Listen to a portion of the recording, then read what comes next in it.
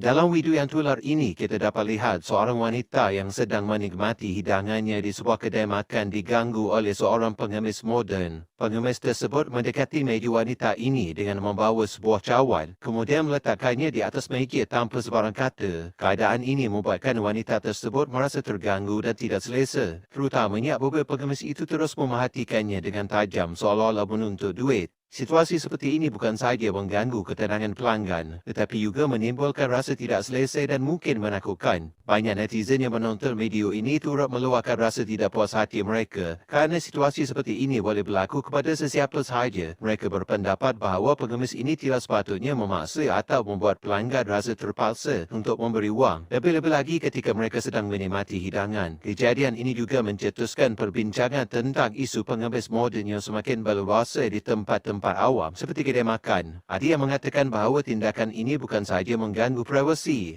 tetapi juga mungkin menjejaskan imej perniagaan. Kedai makan sepatutnya menjadi tempat di mana pelanggan boleh menikmati makanan dengan tenang, tanpa gangguan yang tidak diingini. Diharapkan pihak berkuasa dapat mengambil tindakan yang sewajarnya untuk menangani isu ini demi kesejahteraan semua.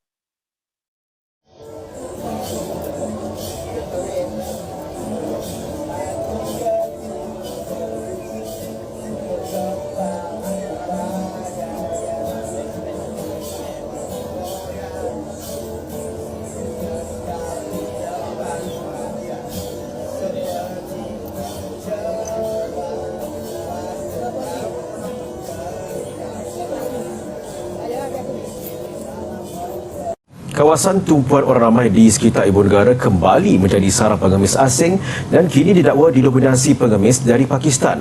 Kru turun padang Buletin TV9 yang meninjau ke lokasi hotspot mendapati rata-rata pengemis berkenaan menggunakan taktik keagamaan. Antaranya dengan berpura-pura membaca doa secara kuat hingga menarik perhatian orang ramai. Namun, apakah doa yang dibaca itu betul ataupun diragui bacaannya? Hasil tinjauan juga mendapati sang pengemis merupakan individu sihat tubuh badan dan cenderung menggunakan cara agresif mendesak orang ramai menghulurkan wang demi memperoleh hasil yang lebih banyak. Ikuti turun padang yang disediakan wartawan Izzati Rizan.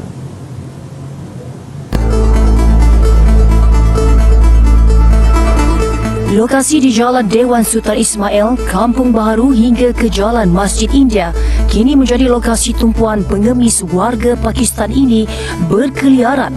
Dikesan mula bermaharajalela sejak awal tahun ini, pelbagai cara dilakukan mereka meraih sumbangan.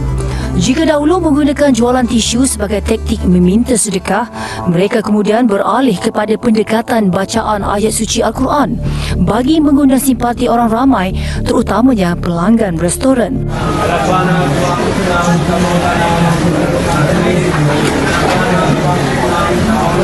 Misalnya, pengemis ini tiba-tiba meluru masuk ke dalam premis dengan membaca doa.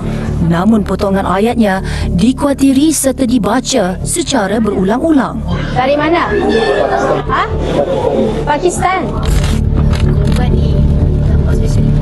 Tidak mengira cuaca, peminta sedekah ini turut aktif ketika hujan lebat. Mana tahu dengan keadaan basah kuyup, lebih potensi undang simpati. Menurut peniaga, elemen desakan dan paksaan ketika mendekati sasaran menimbulkan rasa tidak selesa pelanggan. Bila kita rasa rimas tengok customer apa dia minta dengan customer, lepas tu orang tak bagi dia tunggu dia macam tu, itulah bisa buat sesuatu lah. Mestilah mengganggu sebab orang kadang-kadang dia nak makan, lepas tu dia orang dah datang, dia minta kan, so mengganggu dia orang lah. Dia orang nampak sihat, bukannya nampak sakit. Pelanggan yang ditemui menyifatkan sikap pengemis yang tidak akan beredar sehingga menerima wang memberi imej buruk pada negara, apatah lagi berlaku di lokasi tumpuan ramai. Sepanjang saya ada kat sini lah, kalau dah datang seorang tu, kalau kita mungkin spend masa dalam sejam lebih, mungkin ada 2 grup lah. Tak salah, memberi pun adalah satu rezeki, tapi kadang-kadang kita akan rasa macam tak selesa, kurang selesa lah. Fizikal diorang sihat, cukup kan, cukup tangan semua ada kaki, tapi diorang tak bekerja kan, diorang datang minta duit. Patutnya orang macam tu boleh bekerja kan, fizikal sihat. Bila dia datang macam ni, kita nak bagi pun rasa bersalah. Hasil penelitian saya selama 2 jam boleh dikatakan setiap 10 minit akan ada pengemis asing yang menagih dari meja ke meja. Bukan sahaja berimaskan, malah mereka juga akan memberikan reaksi agresif dan juga membuat muka sekiranya permintaan ditolak. Ada yang saya temui mengaku tidak fasih berbahasa Melayu. Tak faham. Dan juga mereka mendakwa meminta sedekah sebagai duit poket tambahan. Satu hari dapat 50 hingga 60. 50 tu 70. Kalau nampak itu yang tangkap macam mana? Sangka ini tak hantar ke sini lah. Ini saya jumpai ini bini Melayu lah. Ini empat anak sini. Isu pengemis Pakistan bermaharajalela ini sudah kami panjangkan kepada Jabatan Imigresen Kuala Lumpur. Namun sehingga laporan ini disiarkan, masih belum ada jawapan balas. Seorang Sultan ngaku bekerja sebagai pengemis setelah diketahui punya mobil ratusan juta. Ada saja alibi yang dilakukan oleh seorang pengemis untuk mendapatkan belas kasihan dan pundi-pundi uang. Pengemis yang tidak diketahui namanya itu, biasanya beroperasi di sekitar Pasar Malam Srijaya, Maran, Malaysia. Informasi mengenai pengemis tersebut pun viral di media sosial Facebook, setelah diunggah oleh akun JKM Maran Malaysia, Rabu, 21 Februari 2024. Awalnya petugas sudah memata-matai gerak-gerik pengemis ini. Terlihat pengemis ini memakai jubah putih dan kopiah di kepalanya. Sementara itu, tangan pengemis ini dimasukkan ke dalam sebuah tas kertas kecil. Ia memasang tampang melas untuk menarik simpati warga yang berlalu lalang di sana. Saat diamankan petugas, pengemis ini hanya diam pura-pura bisu dan tuli. Namun setelah didesak, pengemis ini akhirnya mengaku. Ia bisa mendengar dan Assalamualaikum warahmatullahi wabarakatuh. Sebenarnya apa sih definisi pengemis itu? Apakah pengemis adalah mereka yang menundukkan kepala, mengulurkan tangan, dan membuka tangan, ya, lalu memohon belas kasihan, mungkin kebanyakan berupa uang, ya, dengan wajah yang sangat memelas, kemudian berpakaian yang memang sepantasnya lah orang yang tidak punya atau orang miskin. Mungkin itu ya definisi pengemis. Tapi itu secara umum ya. Ternyata ya pengemis di zaman modern sekarang bukan hanya seperti itu. Ada juga pengemis-pengemis ya yang mengenakan pakaian bagus ya, menggunakan jas dan berdasi. Tapi kita tidak bahas mengenai pengemis berjas dan ini ya, berdasi tersebut. Kita bahas mengenai pengemis yang tadi definisikan di awal tadi ya. Ini berhubungan dengan yang namanya pengemis ini, satu hal yang menurut Pak D tidak bisa kita pungkiri dalam kehidupan kita sehari-hari. Di negara manapun Pak D yakin pasti ada pengemisnya. Hanya pengemis ini ada yang merajalela, ada juga yang dikondisikan, ada juga yang ditempatkan pada satu wilayah. Ya. Jadi kalau kita melihat di suatu wilayah, suatu kota yang bebas dari pengemis, itu karena memang kota tersebut ya selalu diawasi masalah kedatangan pengemis-pengemis ini. Setiap ada pengemis yang datang, mereka akan tangkap dan mereka akan proses. Nah, biasanya kalau kota itu bersih dari pengemis, itu mereka mempunyai tempat penampungan untuk para pengemis ini. Karena tidak mungkin di satu negara tidak ada pengemisnya. Termasuk di negara Malaysia, yang kata beberapa netizen, Malaysia itu negara kaya, negara makmur, negara yang tidak ada pengemis. Ya, baik di kolong jembatan, di pinggir jalan, ya, itu tidak ada pengemis. Tetapi dari video yang kita saksikan ada 2 atau 3 video tadi, itu sudah menjelaskan ya bahwa di Malaysia pun ada pengemis tanpa kecuali.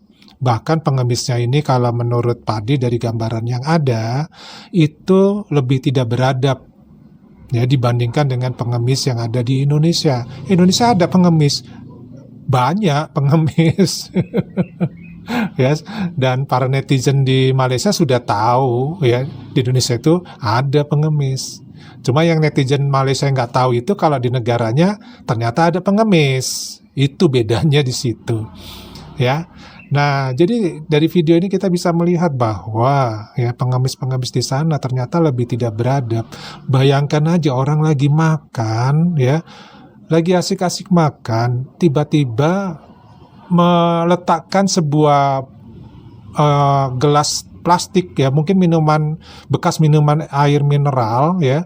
Kemudian di dalam bekas minuman air mineral itu ada beberapa lembar uang, lalu diletakkan di meja di samping persis ya orang yang lagi makan.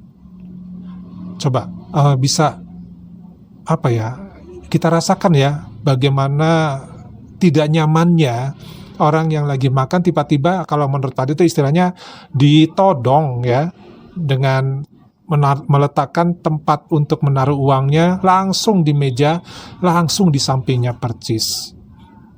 Dan ini terjadi kalau di video tadi kita lihat bukan satu kali ya, tapi ada 2 kali kalau kita lihat. Dan bahkan pengemis pun, kalau konon katanya ada juga netizen ya yang membandingkan pengemis Indonesia dengan pengemis di Malaysia itu katanya beda. Karena kalau di Malaysia itu pengemisnya itu pakai alasan berjualan, misalkan berjualan tisu, berjualan benda-benda kecil yang lain yang sifatnya benda tersebut murah meriah ya.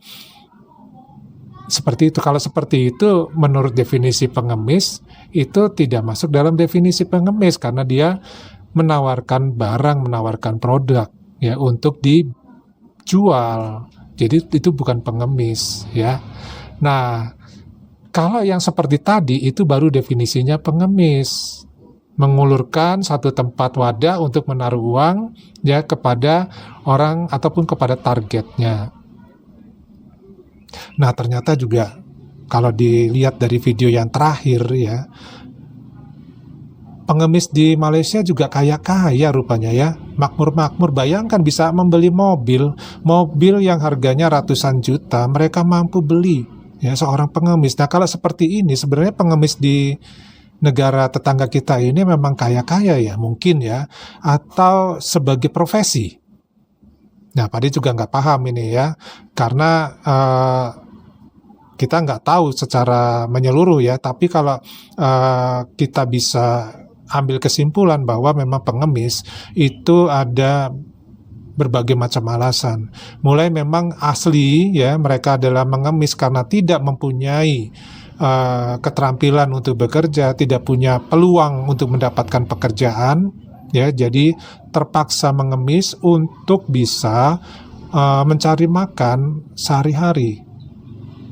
Ada juga pengemis yang memang dijadikan semacam profesi. Jadi karena sudah keenakan mencari uang dengan mudah, ya, akhirnya menjadi kebiasaan. Cukup menjadi pengemis, saya pun dapat duit. Ya, ada juga pengemis jadi semacam untuk profesi yang ya bisa dikatakan untuk prestis ya, artinya dia ngemis, hasil ngemisnya ini pun bisa ditabung ya, kemudian dia bisa membangun rumah, membeli kendaraan, bahkan tadi kalau ngelihat video terakhir beli mobil harga ratusan juta. Nah, nggak kebayangkan ya kalau seperti itu.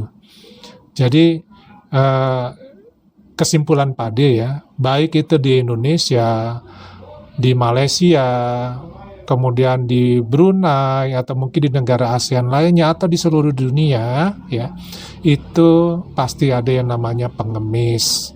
Jadi tidak perlulah kita mengatakan bahwa kota saya tidak ada pengemis, negara saya tidak ada pengemis karena negara saya kaya, negara saya makmur, nggak mungkin ada pengemis. Sekalipun mungkin alasannya itu adalah pengemis warga asing, misalkan seperti itu.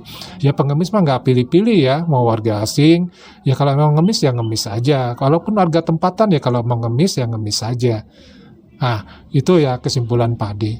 Mudah-mudahan ini memberikan informasi yang bermanfaat kita dan juga meluruskan informasi-informasi yang terkadang ya itu berat sebelah informasinya. Dari Pak D cukup sekian, kita ketemu lagi di video yang lainnya. Wassalamualaikum warahmatullahi wabarakatuh. Salam.